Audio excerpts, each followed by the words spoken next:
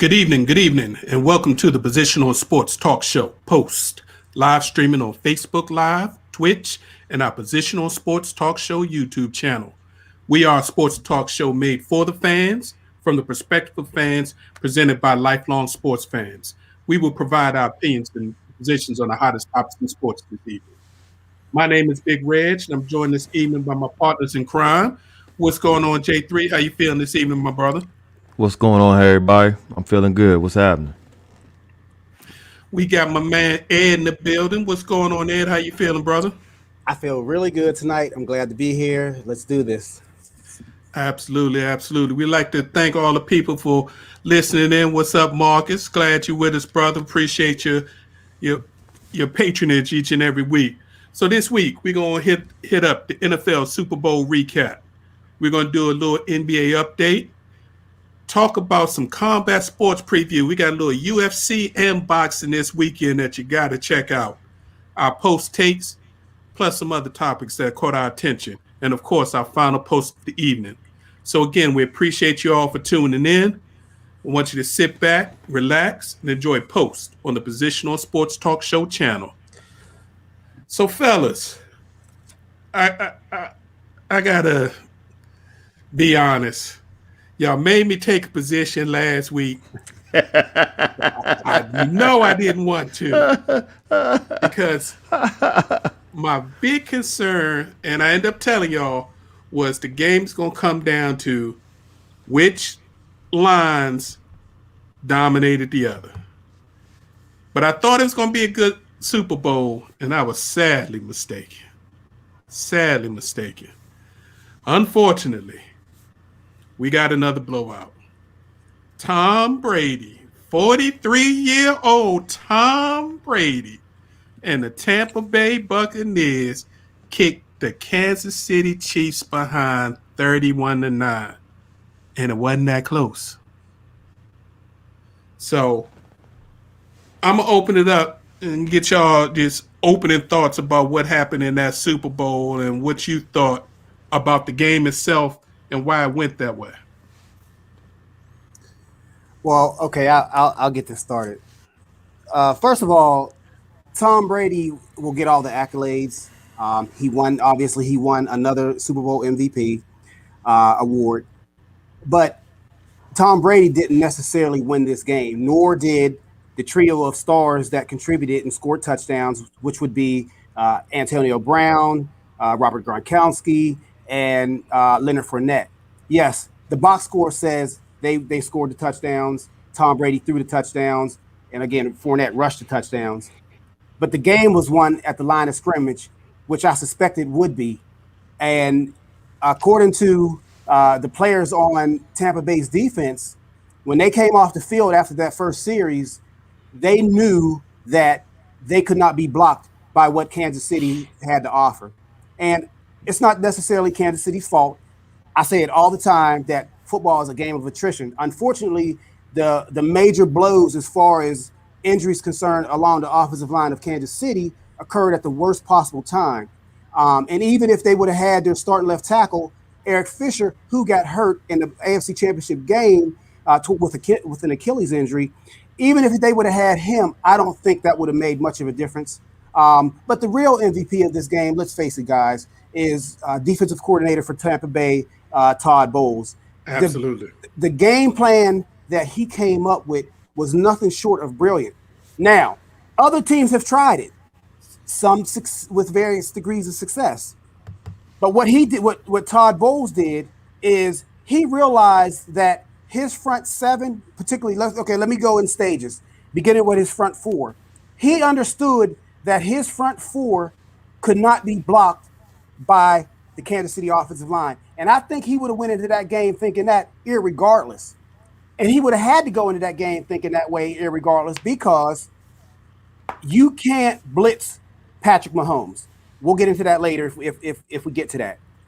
Also, so now if you go back to the linebacker, the middle part of the Tampa's defense, they actually have extremely athletic two middle linebackers that can actually cover the field. They can cover receivers.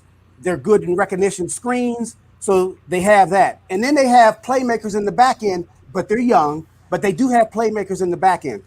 So what Todd Bowles did, he played two type of defenses. He played a cover 2 defense and he played a 2-man. Let me explain. Basically, a cover 2 is you keep your safeties back. You don't blitz. You keep 2 safeties back at all times. 2-man basically is man defense, but you keep the safeties in the back. So you're not double teaming necessarily. You're keeping it in the back, and the safeties are flowing towards the ball. But in this game, Todd Bowles did a little twist that even he probably didn't realize that. Well, he knew he was going to do it, but Kansas City had no idea that he would do it. So in a normal cover 2 or 2-man, what they do is, of course, the name of the game is to keep the safeties back. But he increased that by 10 yards. So if you watch the game, the safeties were so far back you couldn't even necessarily see him in the coverage. So what he did, because Kansas City, and we talked about this, they have 3 players. They have the best quarterback in the NFL in Patrick Mahomes, irregardless of what that game showed Sunday.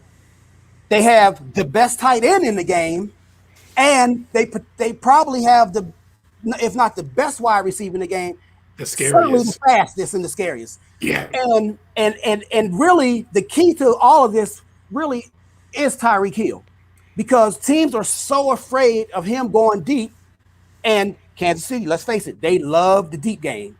And that actually changes the complexion of how you can play Kansas City. So I say all this to say that Todd Bowles was a genius. He personally outdueled Andy Reid and Eric Bieniemy.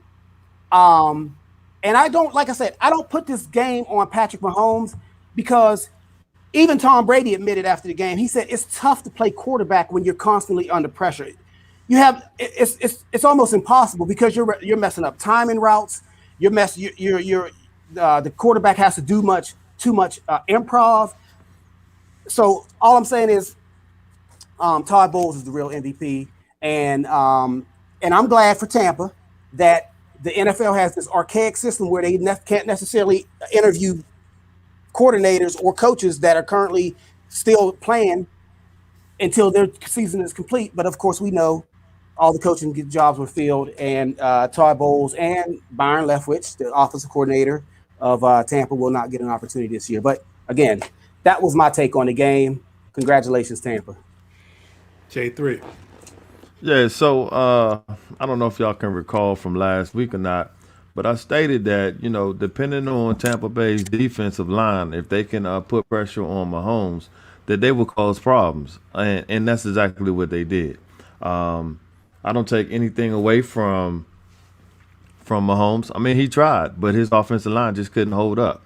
And then their defense, Kansas City's defense, man, they was just holding, getting penalties left and right and getting frustrated. And that literally threw them out the game. And you can't come from behind, even though Professor Jay had talked about this earlier in the season, how they like to really play to their competition. And then at the end of the game, if they need to, they pick it up. Well, they couldn't pick it up against Tampa Bay because that pressure was too much for him. He couldn't do anything about it.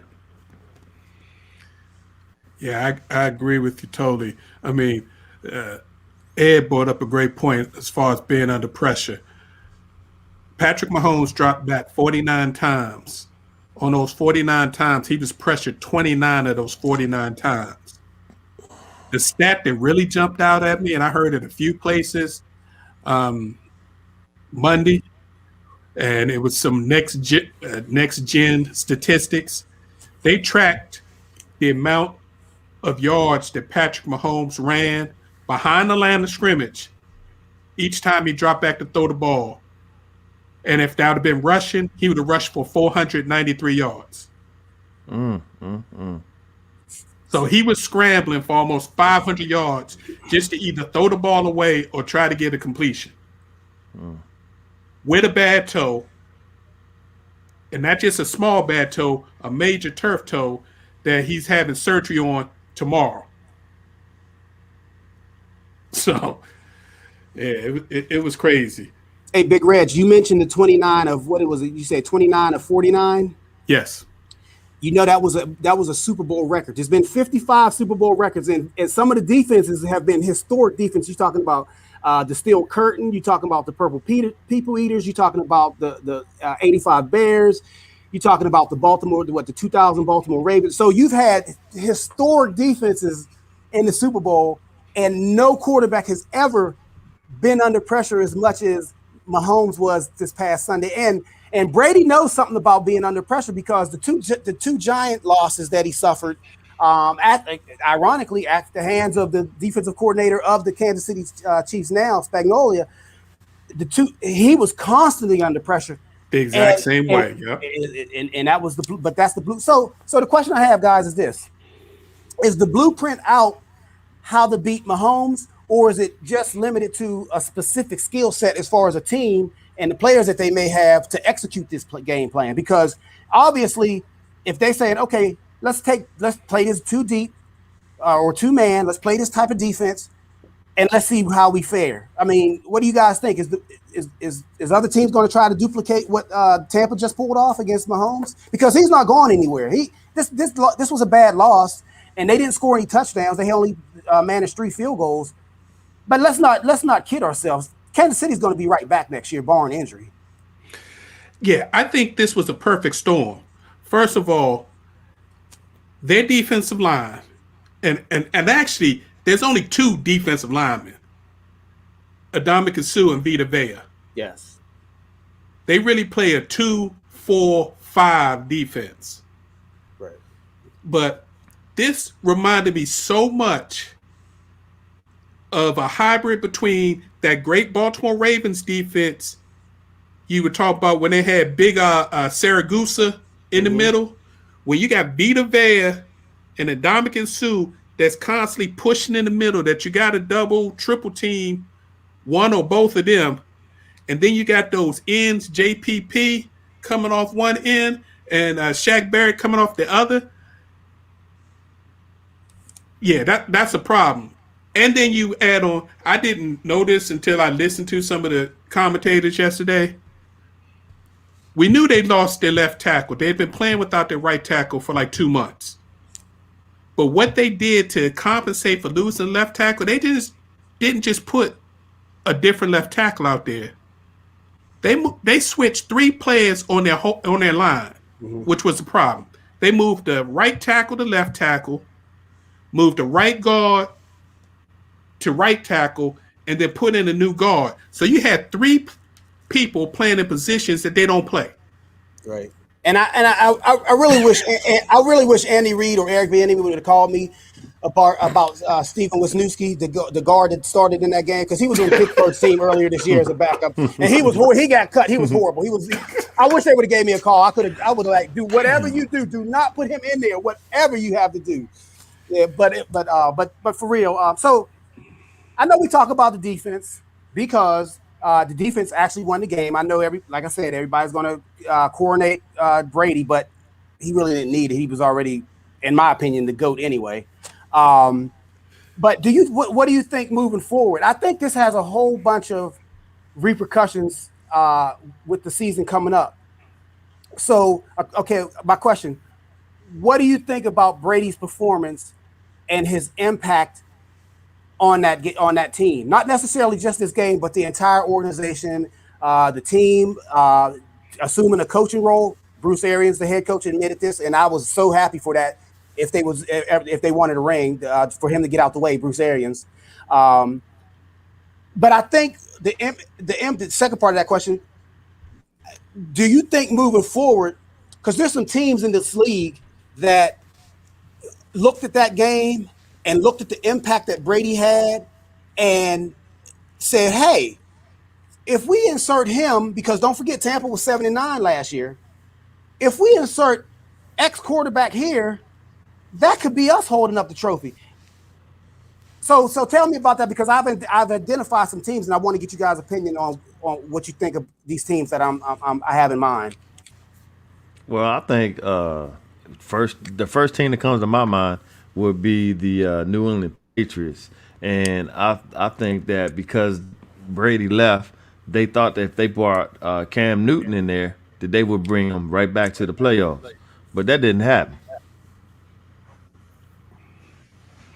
Yeah, it's interesting, and I will hit your point. But before we leave the defense, I just got to shout out one particular player, and for the people in our local area, especially the Baltimore Ravens fans, I'm going to say something that they might think is a little heresy.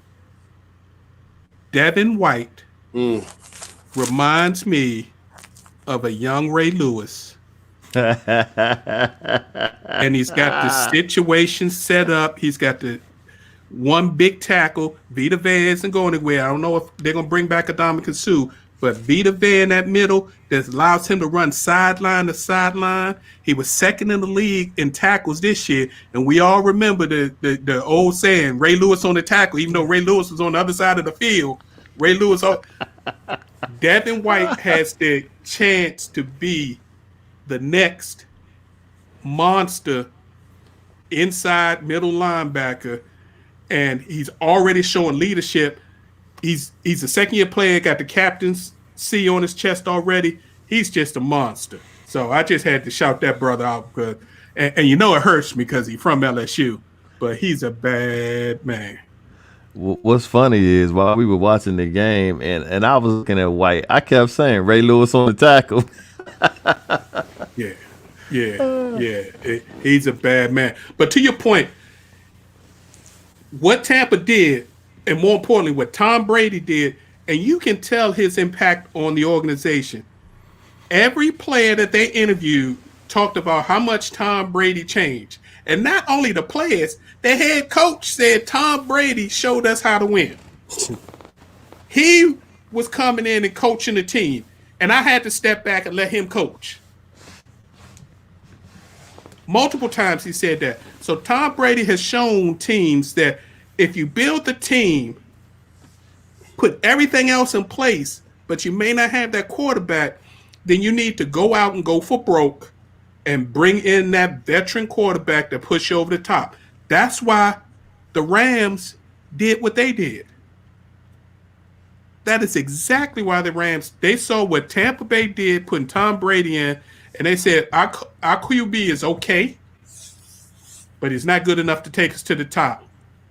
So they got Jared Goff out there, and they're looking at the qualities and bringing in Stafford and saying he's been in a bad organization for a long time. We've got weapons. We've got a decent offensive line. We got a Super Bowl defense. We're ready to win.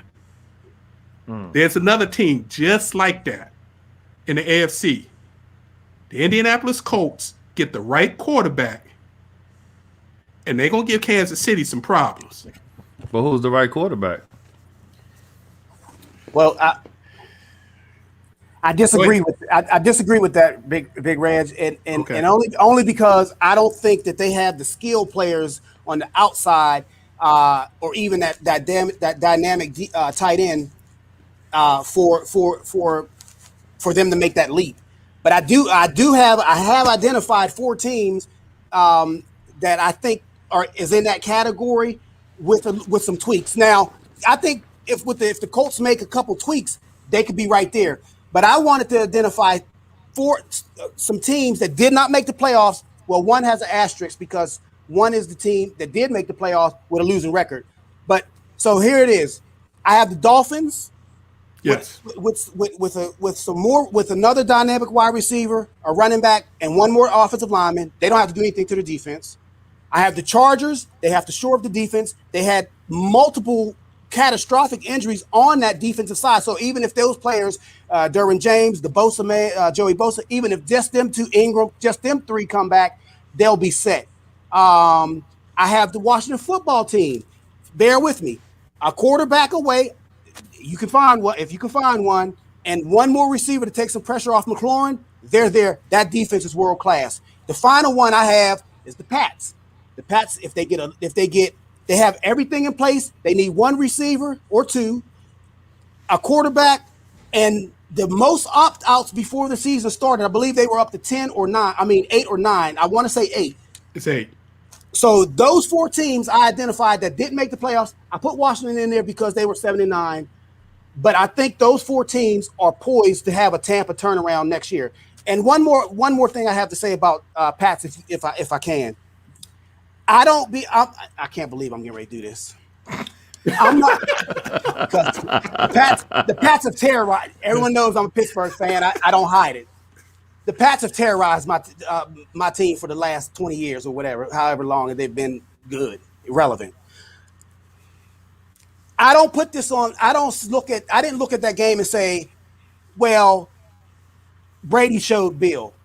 He was the reason why they won. He was a vital component of them winning. But you have to understand, for those that don't understand this, what I'm going to say.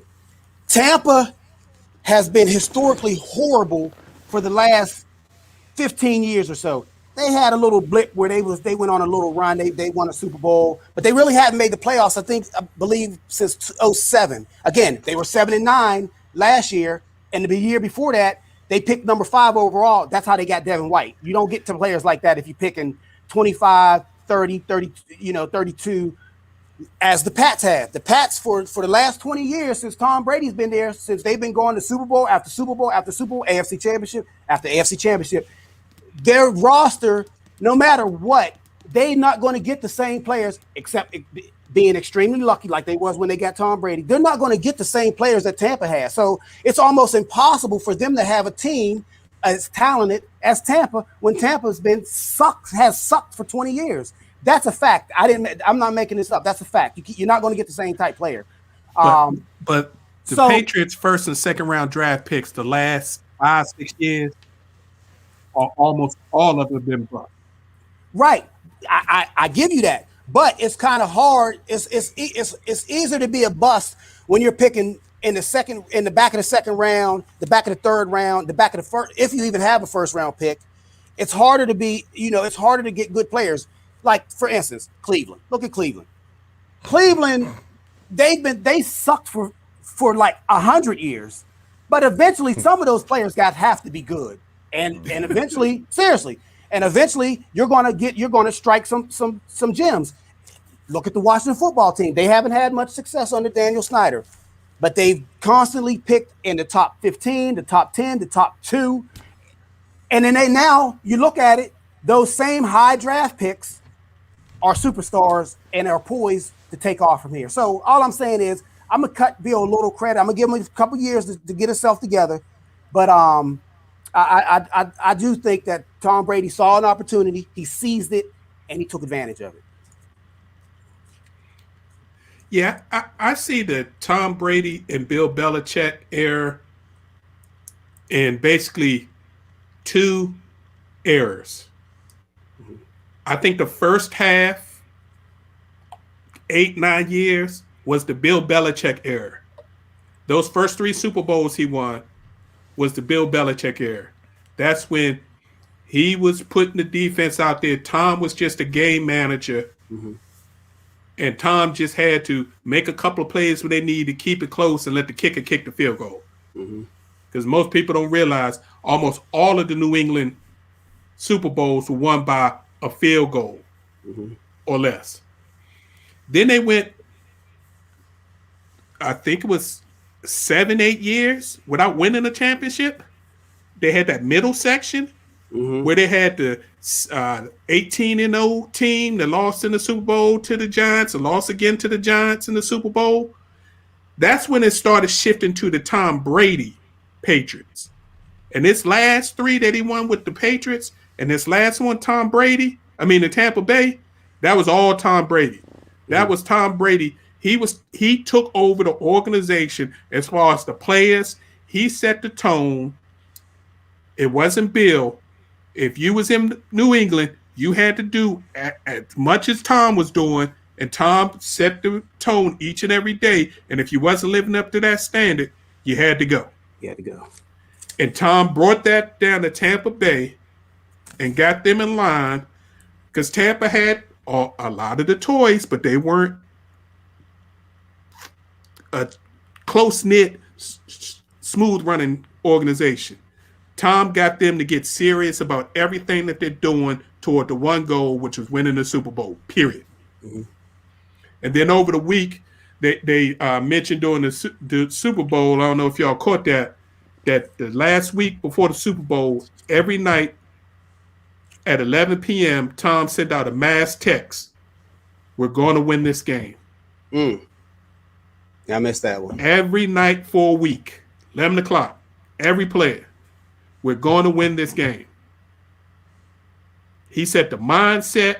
He set the practice tempo, and he showed them how to do it. And then when it came to the game, when the young fellas weren't doing what they're supposed to do, Gronk, I need you to step up. AB, I'm going to get you a little bit of something. Hey, let's give it to this horse running back. Because remember, they didn't have the big fella in when they got stopped at the goal line. They had Ronald Jones. They had Ronald Jones trying to keep, he's our guy. We drafted him. We trying to make him the number. Now, put that big fella from LSU back there and let's get this thing done. Yeah. So, my Fournette was trucking people. Yes, sir. Oh, my goodness. He was trucking people the whole game. Like, who is this dude? Where's he been? Yeah. Yeah. What did they call him? Playoff Lenny? Oh my! You don't want anything attached to your name that begins with playoff because you do not want to be playoff P, playoff. You don't want that. That's a bad. Yeah, you don't want that. Hey, but listen, it was working for him because I'm telling you, he was playing like a different player. Because when he was down in Jacksonville, you was like, y'all selected him for what? But man. He had a year or two where he was, because I remember the 95, I think it was like a 95-yard touchdown in the playoff against Pittsburgh. So yeah, the year they went to the AFC Championship game. So he had a nice little run, like 2 years. But after that, he was like, man, this not going to work. Yeah, he was at a bad organization, didn't know how to use him. Now you see he can catch the ball. So it's a lot of things. So a couple of quick questions before we stop rattling about the Super Bowl and move on. I don't feel that Mahomes has very little blame in this loss. The man was running for his life. Then the fact he hit two receivers in the face with the football that they didn't catch that were both in the end zone. So he was doing this thing. So does this loss, the butt whipping, alter your opinion on Mahomes? Who do you think? Does either team have a shot at getting back next year? Well, yeah, we could easily see a rematch. But like I said, there's nothing wrong with Mahomes. They can look. Eric Fisher should be back. His Achilles should be healed. If not, they have the draft and free agency to get that straightened out. Don't forget, the first player to ever opt out this past season was their starting Pro Bowl. What was it, left guard? The doctor, right. Duvernay. Duvernay. So, so those two players come back. They don't necessarily have to change anything. They might have to shore up maybe their linebacker core or the D line, because besides Jones, they really don't have anybody on the defensive line. But for the most part, they're set. Their offense is so dynamic. It's not going to diminish them. As far as Tampa, they're lucky because Gronk, everyone that scored Sunday night was on a 1-year contract. Gronk's not leaving Tom. He came out of retirement for Tom. Right. We just talked about Fournette. He knows what a bad organization looks like, and running backs is not going to cost. It's not going to cost him a lot to bring him back. AB, no one else can control him except Tom, so he's not. He should be affordable to come back. And then now the real concern is Shaq Barrett, but I don't think they're going to let him walk. I think they franchise him this year. I don't think they're going to let him walk though. And then Sue want to still play. Other than that, they're all coming back. David. Devontae David. Yeah, David. I think Shaq Barrett and David are the big ones that they gotta figure out a way to re-sign. Even though I like Sue been a bounty hunter since he left Detroit. He go for team to team for the highest bids. Unless he's decided now he got his ring, he just want to stay there. I can just see Sue going to the highest bidder. But I think you can get another big body because I think Vita Vea is going to be a star. Oh yeah. Well, don't forget he didn't play half the season. He got hurt. Exactly. He wasn't even really playing 100% just yet. Exactly. So. Hey, one more thing, guys, and I think this is the Brady effect. Did you happen to catch the Super Bowl and you kept seeing shots of Russell Wilson in the booth with Commissioner Goodell. Yeah, he was pissed off too. Well, it came out today or recently that Wilson wants more say in personnel decisions because he says, and I quote, "I'm tired of getting hit." He was looking at Brady and saying, "Hey, wait a minute. I'm 4? I don't know how old Russell Wilson is. 33, whatever. I don't even know if he's that old.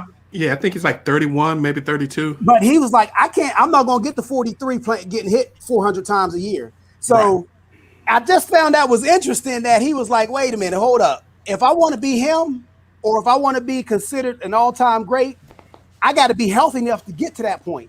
And it's going to take time. It's not all about stats now because you still get the GOAT. The stats are there. Drew Brees has stats. Drew Brees passed for almost 80,000 yards, played to 42 years old. Not officially retired yet, but soon to be. But I'm telling you, if they're chasing Tom Brady, they're going to have to play a while. And if they're going to play a while, then they can't keep – Russell Wilson can't keep running. Because what you saw Mahomes doing, running around for his life, Wilson was like, I do that every week. No, seriously. True story. And he's been doing it for his whole career. They said he's been hit the most times. He's actually set an NFL record for the most hits on a quarterback in his first 9 years in the league. He's not big. So yeah. But that leads into this new QB world. The NFL is changing. Tom Brady just changed the NFL. Tom Brady said, I'm the QB, I'm going to pick my position, and I'm going to go to the place that I think has the right situation and do it. Now you've got Deshaun saying, look, I'm not going to stay with a bad organization and get beat to hell just because they drafted me. You got Dak going through it right now. Did y'all see the things? Cowboys and Dak are still fall apart on the contract. They've been working on the contract for 3 years. How you still fall apart after 3 years? Come on, they don't want them. They don't want him. He don't talk that language. They got different. He speaks a foreign language to them. Yeah. I'll leave it at that. Let the man go. Let him be a free agent. He'd be one of the top free agents on the market at QB, even with a broken ankle. So you saw Russell say, "Hey, stop it. I want to say so. Either y'all gonna fix the offensive line and stop getting me hit, or y'all gonna see me after next season talking about I got to get up out of here."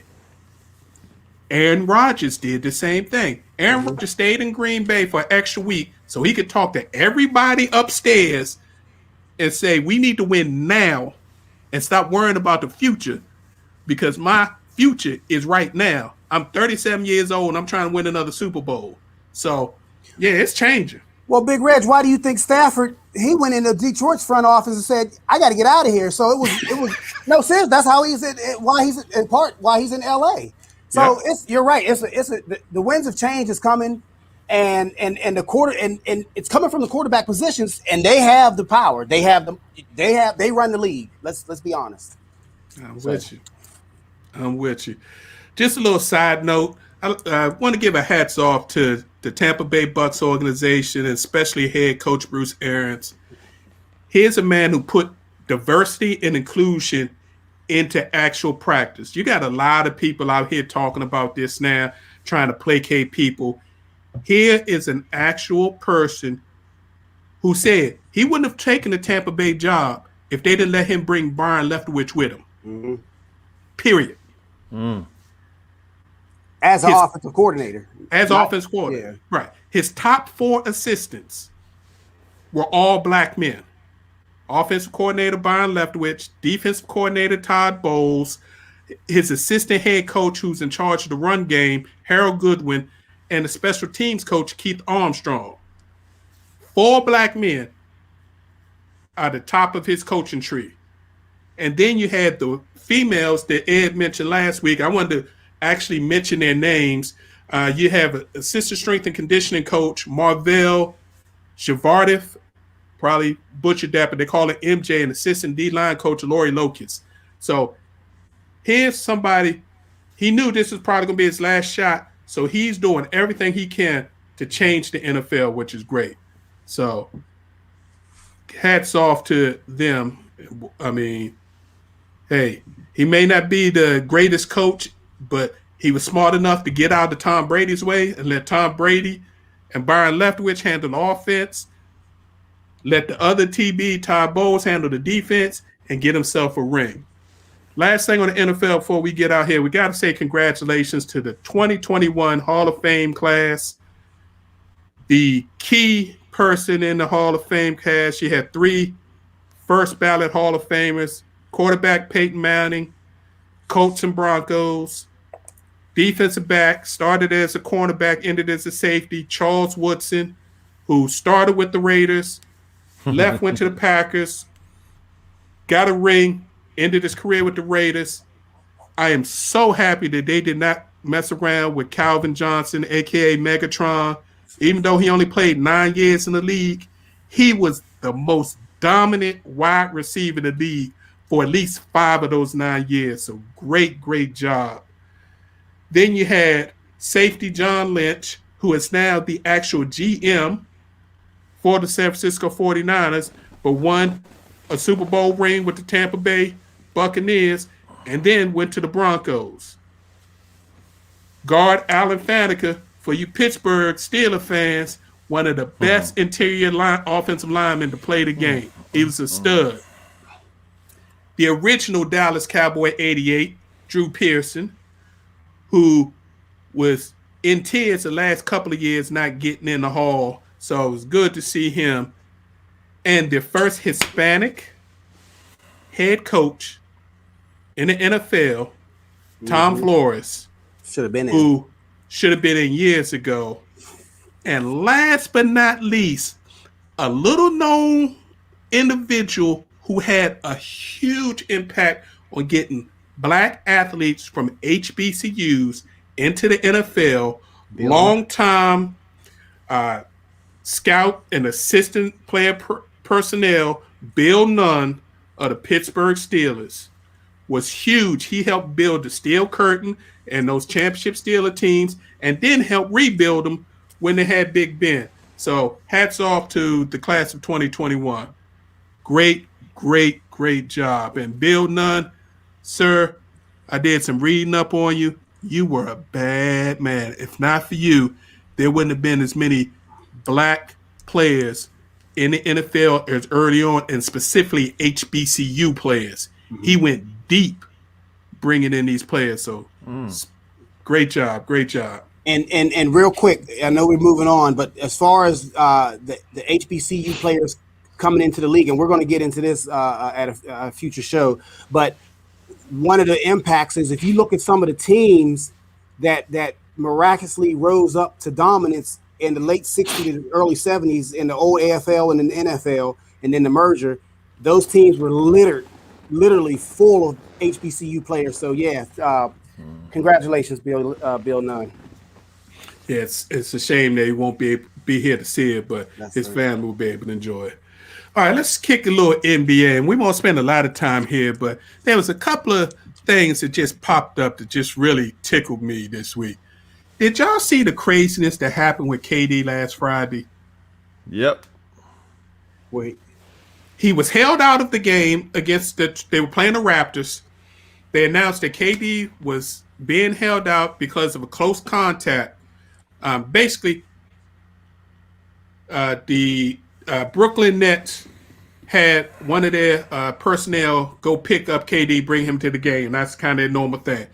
KD was riding in the car with him without a mask. The gentleman first tested inconclusive. That's why they're holding KD out. Then they said, oh, it looks like it's okay. They let KD come in the game. So for his first game, not college or pros, was the first time he came off the bench. He came in late first quarter, was playing, doing okay. And then in the middle of the third quarter, during the timeout, he gets tapped on the shoulder and they say, KD, you got to get out of here.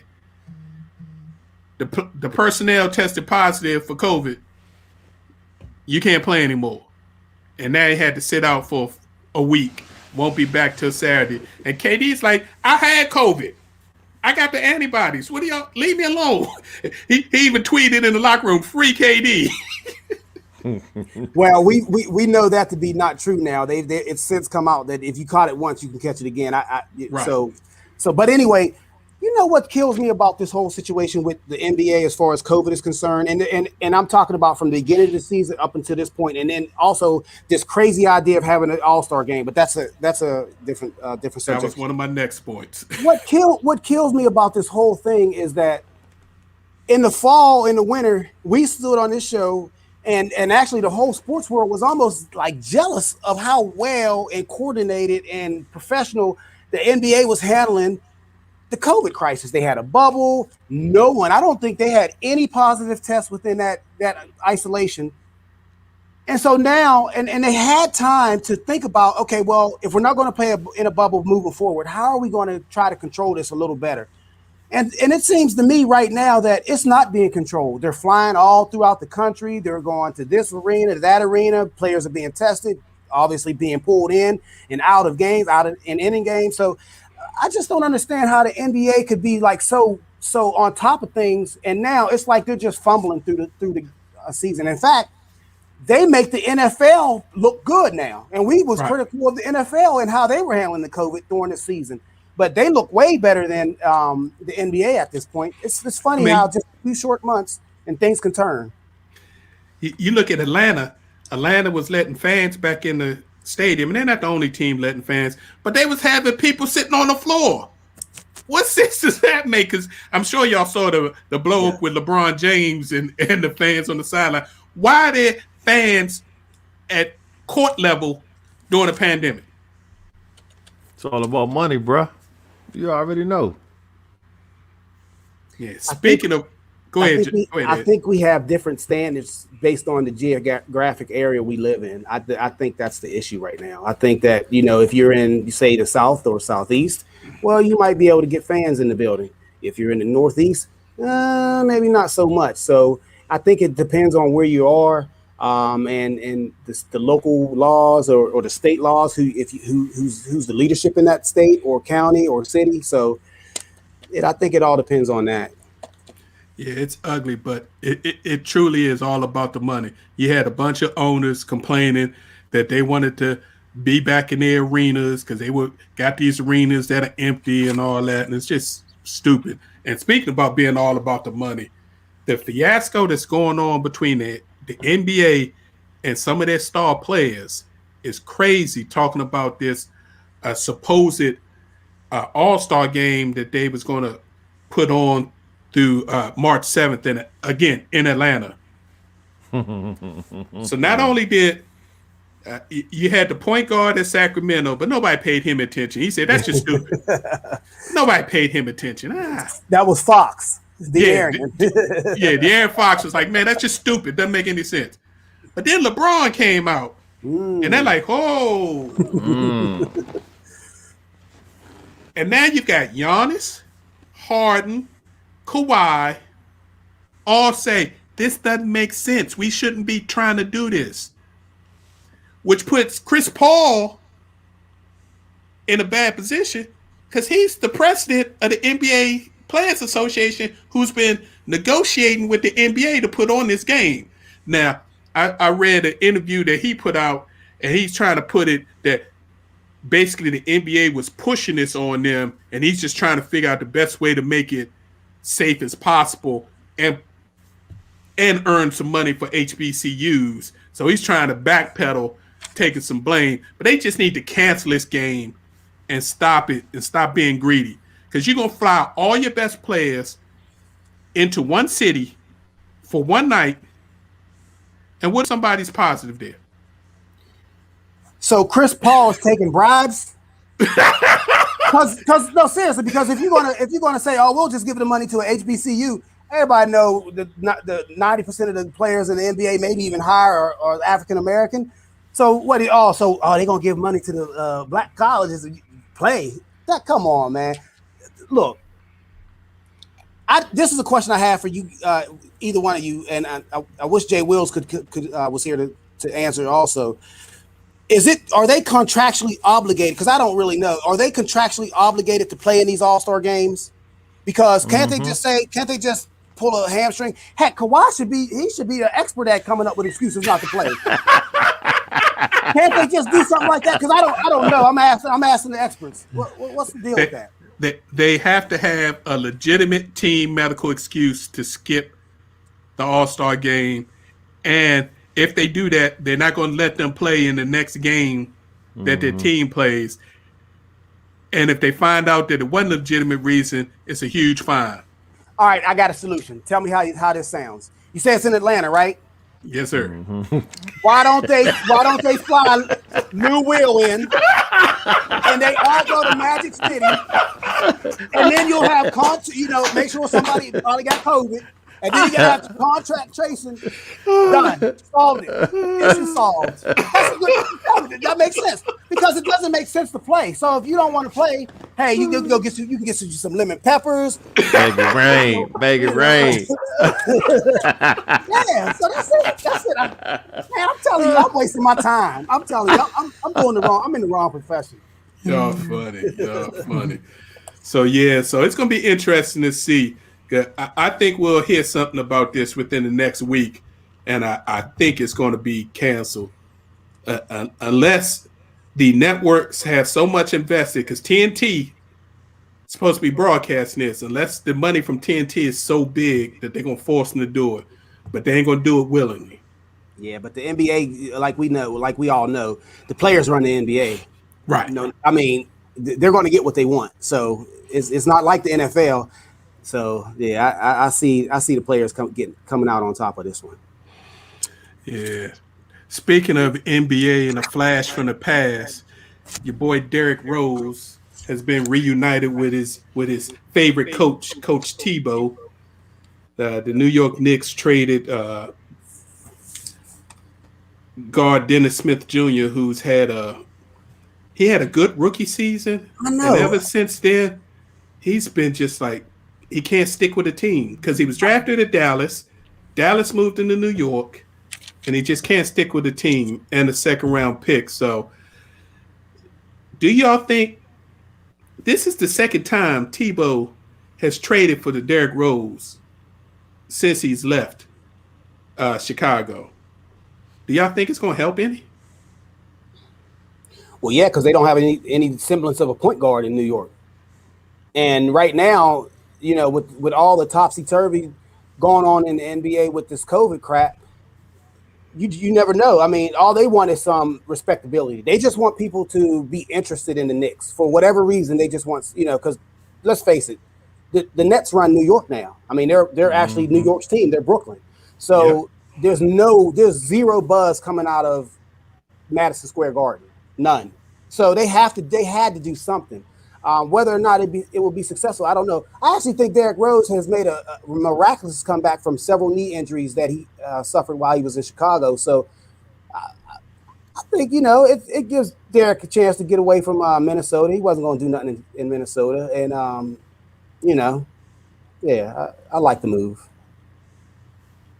Whether or not it'll get him in the playoffs, who knows? Yeah, Derrick Rose is like you stated, he's definitely come out of the injuries that he's had, and he showed potential. I mean, even when he was with Detroit. So by him going to New York, maybe it might kickstart a second life for his NBA career. We will see. He's a solid NBA player now, and if that's all you need him to be, then that's fine. If you need him to be Derrick Rose, star NBA player, his knees ain't got that in it anymore. But don't you think there's some value in bringing in somebody that Tibbs knows and who knows what Tibbs expects of the players? And New York is such a young team.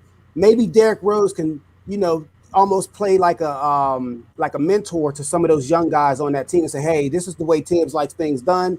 If you don't do it this way, you're not going to be here. Maybe there's some value in that, I believe. If they're willing to listen. Well, yeah, youngins. Remember, he tried that in Minnesota when he bought the forward that's down in Miami when he bought Butler, and that just went horribly wrong.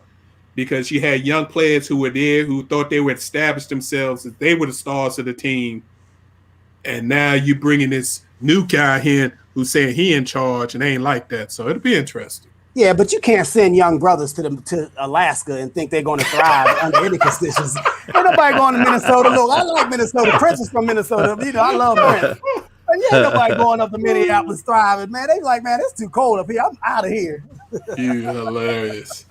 You hilarious. Lastly, on the NBA front, what y'all think of Steve Kerr saying that, look, he's excited that Steph is back to Steph Curry full throttle. I mean, he dropped 57 over the weekend with 11 threes against the Mavericks. Last night he had 32, 7 and 6 against the Spurs, but the team lost both games. And Steph only played like 32 minutes. And Kerr says, I'm not going to play Steph 35, 40 minutes just for a cheap win this season. I'm looking at the long road. So it sounds like they looking, hey, we get the other Splash Brother back next year. We let these young boys develop this year, and we're going to be a problem. And we're making another run for the next 2 years after that. So what y'all think about, Steph Curry and how he's looked this year? I love it. I love it. Steph, he didn't have nothing happened to him last year. He just got hurt. I mean, he was the same old Steph. He just, you can't play when you're injured. You just can't perform. And I think Steve Kerr is awesome, but that's what you get when you get a player who really understands, what another player is going through. And so he's not going to burn him up for nothing. They're going to be entertaining. They're going to win some games. Draymond, if he can get out the way, he's useless. I don't know how they pay him that much money. But anyway, let Wiseman grow, and they're going to be fine. Hopefully, the injury bug is behind Clay. Yeah, but I think it was it's a brilliant thing to say, and it's a brilliant thing to do, because he's speaking to free agents like, look, I'm going to take care of you. I'm not going to overexert you. I'm not going to ruin your career for a cheap, like you say, a cheap win. I think that's what you said. Right. So I just think it was brilliant of him to do it. So my question to you all is this: what is your opinion of Wiggins? Because they brought him to that team to fill that third wheel. But I'm not really impressed with his game. What are your thoughts? But Wiggins is a slasher. Clay's a shooter, and that's what they're missing. They're not missing Clay's ability to get to the basket. They're missing Clay's ability to shoot the ball. And that's just not Wiggins' game. He's a finisher. He's not gonna take you off the three. And his mid-range game, I don't even think he has a mid-range game. I think it's suspect at best. He's all athlete. But he's playing the two. He's the number 2 option right now. That's the problem. He needs to be the number 3 option. Yes. Wiggins would be phenomenal number 3 option. He plays defense. It's something he didn't do in Minnesota that he's doing now. He's shooting the 3 better, but more importantly, he's a slasher, and he'd be that dirty, grimy guy. Kind of he would be their Iguodala, their new Iguodala, and that's the role he needs to play. But they need Clay back to do that.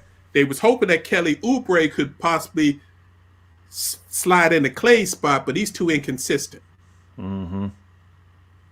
Nah, there's a reason Oubre's on his 3rd team in what? How many years? 7th year? How many years? Yeah. So we will see. Going forward, to all you fans out there, we will be talking more NBA since the NFL season is wrapping up. We'll have our man Jay Wills breaking down some things for us, who's our NBA correspondent, who's got some inside information. So we're looking forward to that. And we'll also be kicking into our NCAA coverage, men's and women's. Real quick, for you fight fans out there, this weekend is a weekend for combat sports. For you MMA people, UFC 258, Usman versus Burns. This is going to be a barn burner. You got 2 guys from the same MMA team. They both are from the American Top Team, which is based out in Florida. They train together. They like each other. they know each other, but now Burns has become the number 2 contender, and Usman has already beat the number 1 contender. So, friendships aside, we got to go for this belt. So Usman puts his welterweight belt on the line against his friend and teammate. So that should be interesting. I don't know what y'all think about that, but it could either go real wrong, kind of like the Williams sisters, where it looks awkward, or it can go real right and be a knockdown drag out because you got 2 guys that know each other better than anybody else versus fighting somebody that has never practiced against you. So it's going to be a knockdown drag out. Mm-hmm.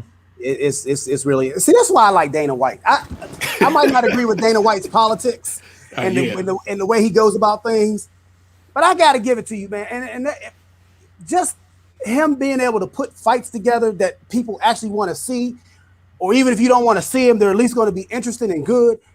That's how it should be, and that's why I love Dana White and how he goes about handling and managing the UFC. So, I'm not going to miss that one if I can. And then for you pugilist fans, boxing, you've got 2 cards out there that both have championship fights on it on ESPN. So ESPN has the pay-per-view for the UFC. So y'all know where to find your UFC. It's ESPN pay-per-view Saturday night. The main card starts at 10 p.m. But on regular ESPN, you've got Joe Smith Jr. versus Maxim Volosov for the vacant WBO light heavyweight title. And just in case you're not interested in seeing Joe Smith Jr. try to get his first belt, you can flip over to DAZN, Dancing, DAZN, where you got Joseph Jojo Diaz, who's a bad young lightweight, junior lightweight. He's defending his IBF junior lightweight belt against Rakhmonov. And then on the same card, Patrick Teixeira defends his WBO junior middleweight belt against Brian Castano. So you've got 3 belt matches on the line plus UFC. So we will be giving you updates next week. But boxing's back, baby. Boxing looks good. And as Ed said, Dana gonna put on a show at least once a month that everybody gonna want to see. Most months is twice a month. All right, it's time for our man Professor J to join the show and give us his hot takes, his post takes of the week. Glad for you to join us, Professor J. I know you've been here the whole time, making sure things running smooth behind the scenes, but I want to give you your props. We appreciate you. It's all yours, my brother. I see that DC. Sir. I see that DC flag. I see that DC flag. Represent. Look at Shout out to my folks over at the Premier Store. That's so DC. Giving love out to my classmates. But how's everybody doing tonight? Let's hit up the post takes and let's do it Black History in Sports style. I got some treats for y'all, and I'm guaranteeing you that these are some things y'all didn't know. All right, so let's hit it. Number 1, with great respect to Jackie Robinson and family for all his accomplishments, I want to share with the masses that he was not the first African-American person to debut, start, and play pro or Major League Baseball. 6 decades, y'all, before him was a man by the name of Moses Fleetwood Walker and his brother Weldie Wilberforce Walker. They both played for the Toledo Blue Stockings of the American Association, which competed with the National League. Without a doubt, Moses was the better of the 2 brothers, debuting as catcher in 1884. Yes, that's why it's called America's pastime. Baseball does go back that far. He played catcher without chest protectors. This dude was a beast. He caught the ball barehanded, y'all, and had a batting average of nearly 300 most of his career. So look him up, Moses Fleetwood Walker. Next, we have Marshall Walter Major Taylor. Taylor was the first African-American person to win a world cycling championship in 1889. I believe Nas narrated a Hennessy commercial, I think. Absolutely. Where they showcased him. Major Taylor won a cycling championship in 1889. And check this, he held records for the quarter mile all the way through the 2-mile sprints. His love for bikes and thirst for competition made him the best of his class for a time. Harry Haskell Bucky Lou was the first African-American person to play professional basketball. In 1902, he played for the Pawtucketville Athletic Club of the New England Professional Basketball League. Bucky was one of the best double dribblers when it was legal and brought a championship pedigree to his team as a state champion in high school all 4 years. So he was the first, coming out of high school player to be drafted into the pros. All right, next we have before legendary heavyweight Jack Johnson now, there was Joe Gans. He held gold as a black boxing champion. He was rated the greatest lightweight boxer of all time by boxing historian and Ring magazine founder Nat Fleischer. Known as the Old Master, he became the first African-American world boxing champion of the 20th century, reigning continuously as world lightweight champion from 1902 to 1908, having defended his title 13 times. He was inducted into the International Boxing Hall of Fame in 1990. It took him so long. With respect to Althea Gibson and family, she was not the first Black woman to win a major tennis title and achieve stardom. Lucy Diggs Slow, who is also one of the founders of Alpha Kappa Alpha sorority, My Sisters Ski Phi. She was the first Black woman to win a major sports event and national title for the American Tennis Association's first tournament in 1917. Next, we have Frederick Douglass, or better known as Fitz Pollard, was the first Black head coach of the National Football League in 1921 as a player coach of the Akron Pros. As a running back, the Pros won the league title in 1920. He is also one of two of the first Black players to make the professional ranks. The other Black player was a brother by the name of Bobby Marshall. Fitz was also the first Black player to play in the Rose Bowl in 1916 as a star running back for Brown University. Next, we have John Baxter Taylor, is the first African-American to win gold in the Olympics as a U.S. track and field athlete in 1908 in London as a member of the men's medley relay team in the 400 meters. It was not until 1924 Olympics in Paris when the first Black athlete would win individual gold. His name was DeHart Hubbard. He achieved this feat in the long jump, setting the world record of 25 feet, 10 and 3/4 inches. Next, we have Alice Coachman Davis, was an American athlete. She specialized in high jump and was the first Black woman to win an Olympic gold medal in the 1948 London Olympics. Next, we have Sherman Leander Jocko Maxwell, and Will like this, was the first African-American sportscaster and chronicler of the Negro League Baseball. He began his career in 1929 at the tender age of 22. Wow. Next, we have in 1951, Duke Slater of the University of Iowa became the first African-American named to the College Football Hall of Fame. He was a hard-nosed offensive tackle and did not take any shorts. He is also the first Black lineman in the NFL in 1922 for the Rock Island Independence. And lastly, we have Charles Luther Sifford, was the first African-American to play on the PGA Tour in 1952. He won the Greater Hartford Open in 1967 and the Los Angeles Open in 1969. He also won, get this, the United Golf Association's National Negro Open 6 times and the PGA Seniors Championship in 1975.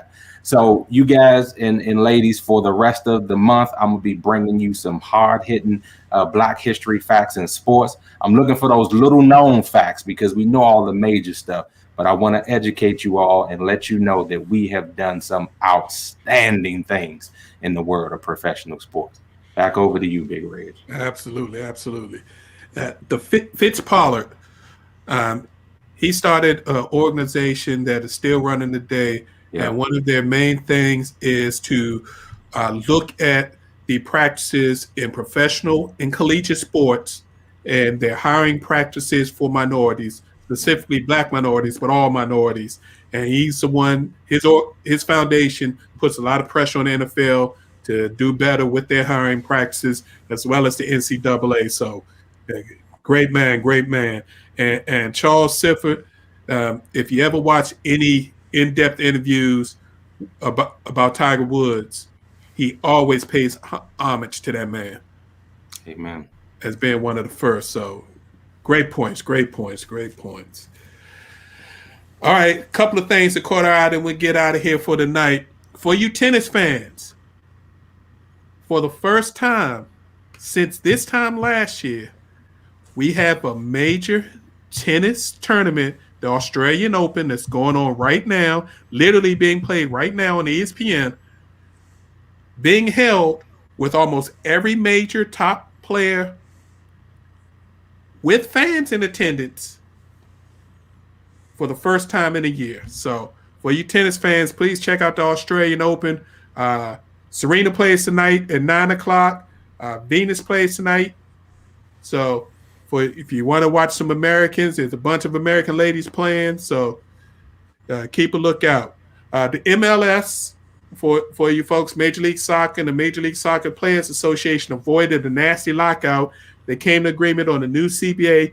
This is the third time they've had to redo the CBA in literally a year and a half because of COVID, trying to make sure that the league doesn't fold. So I'm glad they were able to figure that out.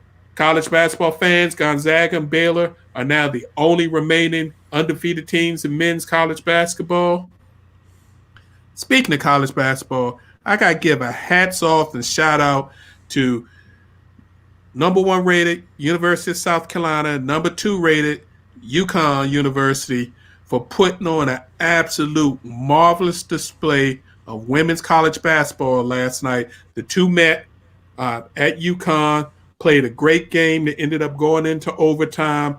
UConn ended up winning 63-59 over South Carolina behind super freshman Paige Buchers, 31 points, 4 rebounds, 5 assists, and she scored UConn's last 13 points. The last 4 to force overtime, and then she scored the 9 in overtime to outscore South Carolina by herself to win the game. So just big ups to UConn and South Carolina to continue to show that women's college basketball is not only viable, that these two programs are powerhouses, and the two people behind them, Gina Auriemma for UConn, and my favorite female college player happens to be the coach now for South Carolina, Dawn Staley. She is doing her thing. And not only is she doing her thing, she paid tribute and homage to one of her mentors last night, John Chaney. She wore a black cardigan, a white shirt, and a black tie loosely draped around her neck to pay homage to Chaney. Yesterday was his memorial service. Obviously, she couldn't attend. She watched it via Zoom and then coached and made sure everybody knew who she was thinking about. So hats off to Dawn Staley. And last but not least, second to last, NASCAR kicks off Sunday, Daytona 500. So if you people want to watch Left Turns, it's getting ready to hit it. And we get to see my man Bubba debut the new Jordan brand car. So you got to check it out. And now last, we got to do a very melancholy rest in peace to Marty Schottenheimer, who passed last night due to complications, due to Alzheimer's. Schottenheimer was 77. Coached a few teams, but is biggest known for coaching the Chargers and the Washington football team. So prayers out to his family and rest in peace. All right, fellas, it's time for our final post so we can get up out of here for the week. J3, what you got for me? Just want to give a shout out to all the youth that are athletes and educators in school. Keep doing what you're doing. Things will work out for you, but think education first. Good point. Good point. Professor, you got anything for us tonight, sir? Yeah, I just want people to just remember that even athletes go through mental health issues. Shout out to Falcons tight end Hayden Hurst for his Breaking the Stigma movement. And that's a part of his Hayden Hurst Family Foundation, where he came out about his struggles with mental health illness and is bringing awareness not just throughout the NFL, but throughout all of sports throughout the world.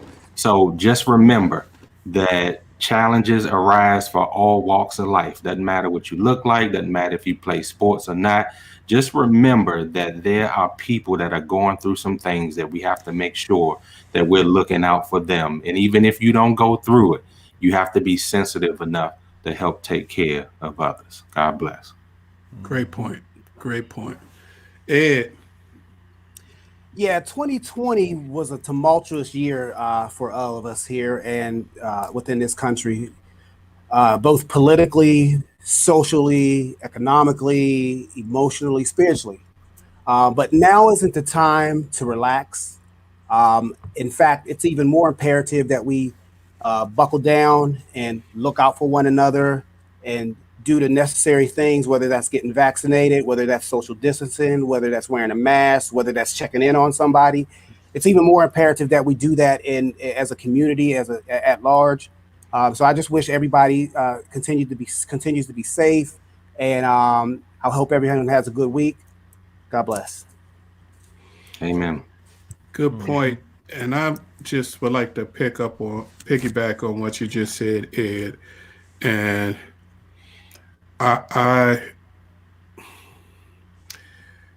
today's been interesting day. Got some bad news. Had a part of the extended family member passed. Found out about that, and in the same breath, found out that I have a very close family member who was doing everything that they thought they should be doing, trying to stay safe, but went to visit their significant other, and unfortunately has now contracted COVID. So please, please, please. I know it's been long. It's been a hard year, but we cannot ease up now and start running around the country, going to see family members because we miss them and all that. I know that we're so close to this break-in with these vaccines and different therapies.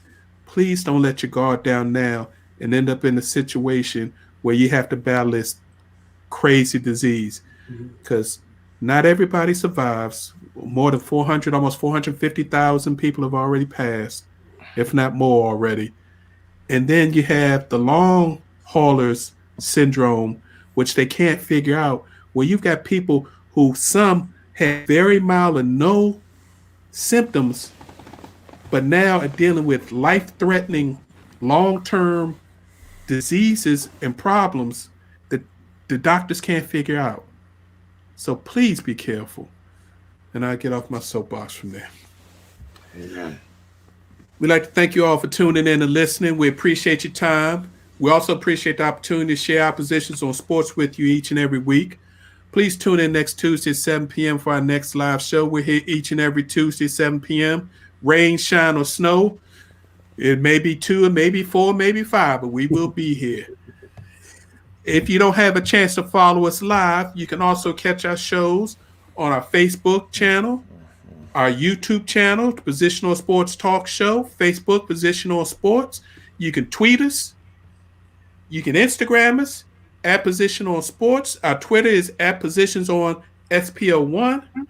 We'd love to hear from you. We appreciate your time, greatly appreciate the time that you share with us and all the support that you give us each and every week. So please stay safe. We look forward to seeing you next Tuesday, 7 p.m. This has been the Positional Sports Talk Show. Peace. See ya.